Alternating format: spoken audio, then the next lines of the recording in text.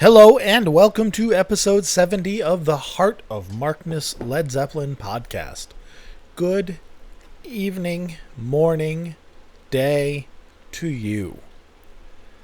70, that's nice. Last one was 69. I did one a couple days ago for the 1975 soundboard because it's a 1975 soundboard that contains 3.5 milliseconds of the Wanton song, which makes it noteworthy, and it's a show that hasn't been released yet, so I did that, but I also made a promise to do part 2 of Tokyo, and though I do not want to tonight, I am doing it, because a man keeps his word, and I have not blown a weekly podcast yet, and I could be a dick and count Wednesdays as it, but nope.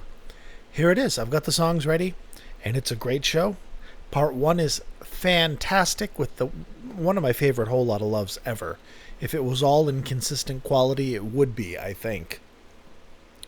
And again, just to recap, this is the first show that Led Zeppelin has ever played in Japan, or Asia, as a matter of fact, and they are coming to deliver. And I played a Whole Lotta Love, and Since I've Been Loving You last time. And this time, I'm going to play Dazed and Confused, but not quite yet. I'm going to play, you know what? I'm going to start off with What Is and What Should Never Be. Not that there's a lot of variation in them, but it's a fun song, it's a good song, and I like to hear him do it live, even though it's like Black Dog. It's kind of always the same. But Led Zeppelin, September 23rd, 1971. What Is and What Should Never Be, on their first date of their first Japanese tour in Tokyo, Japan. See, look at that. 2 minutes in and we're getting right to it. You're welcome. Here you go.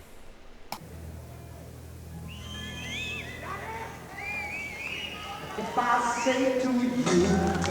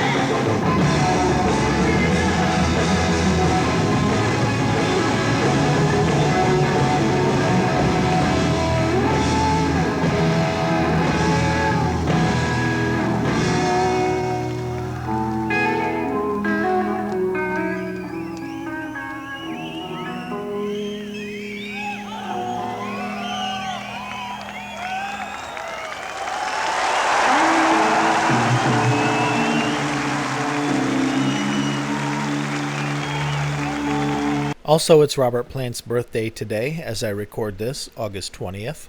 Happy 72nd birthday, Mr. Plant.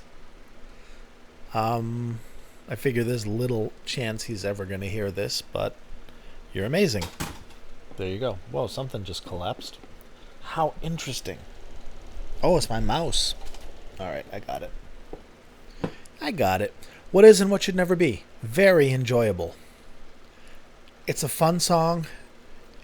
It's your body moves to that song, and that's what Zeppelin was good at. Especially at the especially with Zeppelin 2. Zeppelin 2 was a bop along with it song. Album rather. Jesus Christ. I am scattered today and I apologize. It's one of those days where every text I send, I misspell some common word or I leave a word out so it looks like it was written by an idiot, and then I feel terrible and it's like, is this Alzheimer's? Is this how it starts? And I just have to focus more today. So I apologize if I'm not here 100%. But Zeppelin are, and that's what you're here for. And yeah, what is and what should never be. Zeppelin 2 as a whole. I think as a whole, it may be objectively my favorite album. Even though I don't listen to it much. I don't listen to the albums much at all anymore. It's kind of, I reached a point where I listen to the albums incessantly so that I just absorbed them into my cells. And then I got into bootlegs, and then I absorbed the bootlegs incessantly so they got into my cells. And then the box set came out in 30 years ago. 30 years ago. Jesus Christ. The box set came out, and then I listened to everything again, but in that order.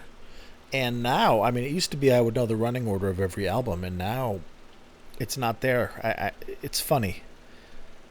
It kind of did a circle. I knew it perfectly, and then it's diminished, and now it's back in the rearview mirror over the horizon.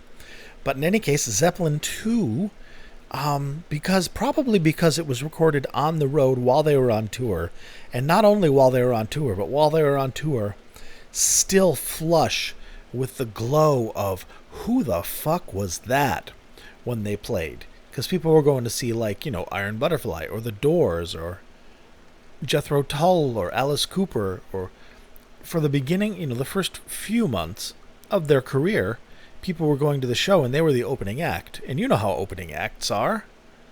You just kind of sit there, or you wait, or you blow them off completely and you come in later, or you get a pretzel or something.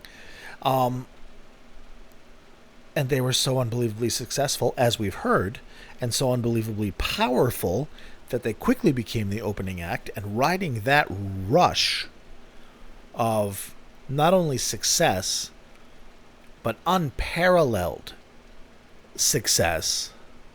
They went from an opening act to a group to a super group, all in 1969.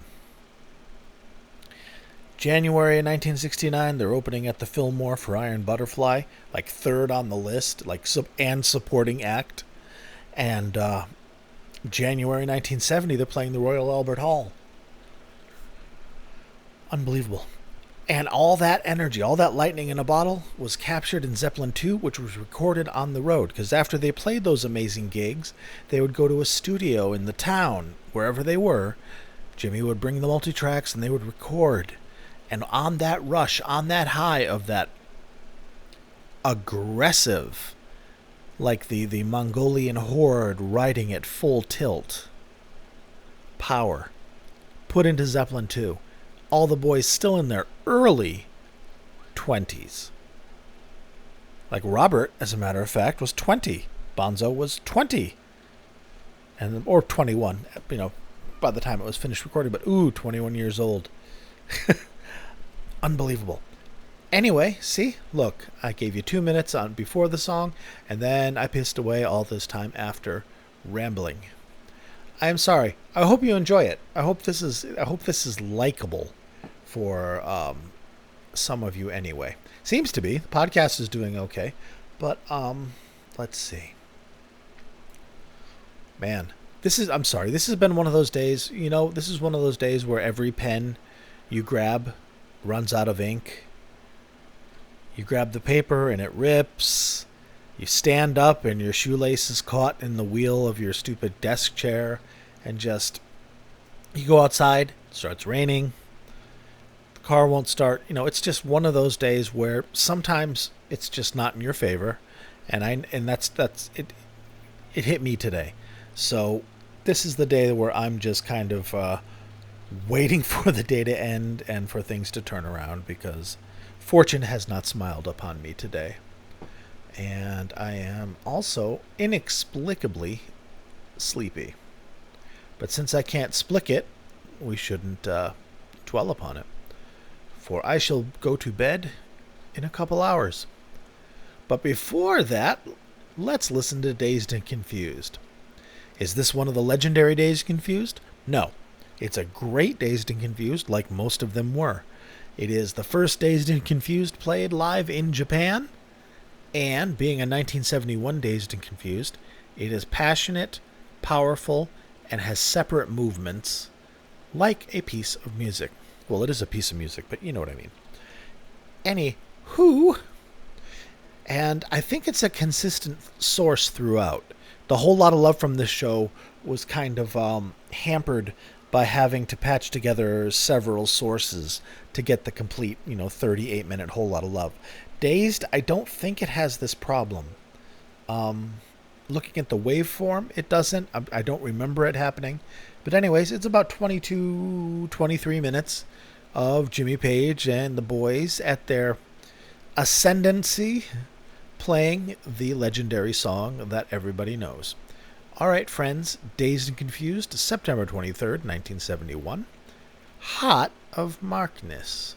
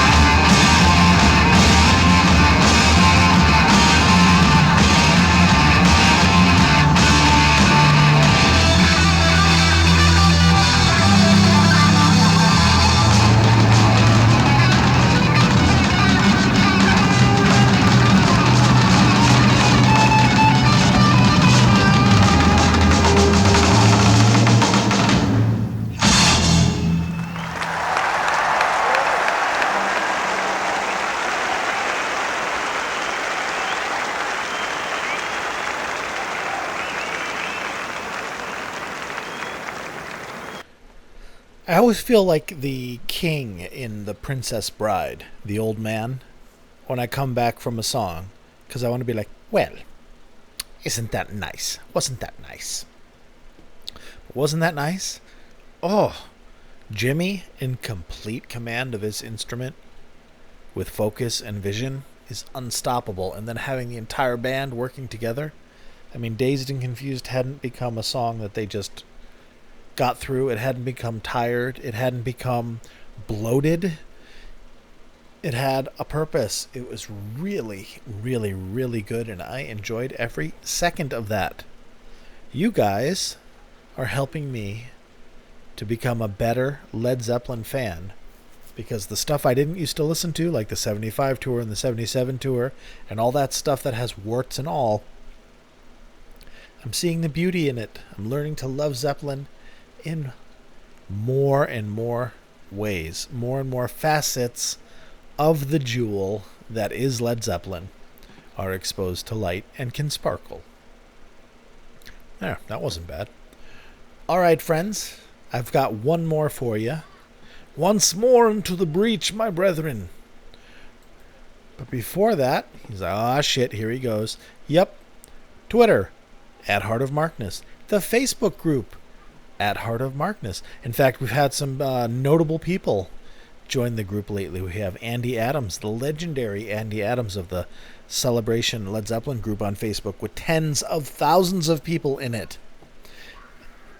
Friend of Jimmy Page, seer of concerts, player of basses, I think. Andy has been nothing but a wonderful man in every interaction I've seen him in. And he is always very generous and always very open and always very sure that I know that he is there for me when I finally get around to getting my shit together enough to do something themed, like the 1984 Jimmy Roy Harper gigs. So that's going to happen at some point, and it's going to be good. And the other one is Steve of the Lemon Sour. Welcome, friend. I love your keyboard playing. I love your live videos during this virus thing. And, man, thank you for joining, both of you, and everybody else who's joined. So, yeah, Facebook group, full of cool people. It's a really nice space. It's a really nice space. You are welcome to join it, and I invite you to. I'm also on heartofmarkness.com, which is where you can find this show in its entirety. You can download it completely and own it, rub it against your face, or whatever else you want to rub it up against. I'm not going to ask or judge. So yeah, you can come and see the shows. Most of the time, the shows that I feature will be available in their entirety at heartofmarkness.com. So check that out. And there's some additional stuff too. I put stuff up there that I don't have in the podcast, and stuff that isn't music related, comedy related, or other things that you can explore another facet of Mark. Or if you like what I do, you like how I do it, and you want to help keep the lights on at these uncertain times, you are welcome, invited, implored to become a patron of this podcast. You get an extra podcast every month. You get cool stickers. And if I can find a coffee mug that isn't complete shit, I've had 2 coffee mugs I've got demos of, and they're just garbage. One is like smaller than an average coffee mug and very, very light. And I just squeezed it really hard and the handle crumbled. Granted, I do have the strength of a god. But, and the other one was just like, it has to feel good in your hand. If I'm going to have a Heart of Markness mug, if somebody's going to go through the trouble of buying it, or if you're a patron and I give one to you, I want it to be something that you use. So when I find that perfect mug, you will know, the world will know, and tremble. So, if you want to be one of the titans upon whose shoulders rests this podcast, then go to patreon.com/heartofmarkness and join up. Or, if you don't want to do a monthly thing, then you are welcome to, my cash tag is $Heart of Markness, if you want to kick me some dough. what the whole patron thing does, aside from enriching me to the point where I can afford a laptop that's 10 years old. You can host stuff. I don't know what the hell's going on outside, but it sounds like a dog is eating a child. Or vice versa. Kids. Lots of kids. What it goes to is it hosts. My podcast is hosted on SoundCloud. That costs money every month. The cloud server I use to host the shows that you can download for free. That costs money every month. The website costs money every month. And the microphone... Wow. Fuck that all up. The microphone with which I'm speaking to you costs money. This was actually given to me by a wonderful friend, Jeremy, to whom I'll be eternally grateful. And really improves the sound. But yeah, by and large, if you want, a patron. And here are the people that are patrons that are helping keep the lights on here. A Laurel and hearty handshake to Rob, Wayne, Brad, Danielle, Tracy, David, Peter, Mark, other David, Bill, Mimo, and Avi. Avi and Mimo, I think, they were my first two patrons. January 29th and January 31st, 2020. On either dovetail, they bookend, actually. They bookend my birthday, which is January 30th. Yay. So thank you guys very much for supporting this podcast. It really, really helps out. I am not a wealthy man, and this patronage actually has a tangible difference in my life, for which I thank you. Alrighty. Proselytizing is over. I have one more song for you. It is Communication Breakdown from the show. And there usually are a few breakdowns in the song, aside from just, hey girl, a little funky break usually. And this case is no different. Enjoy it.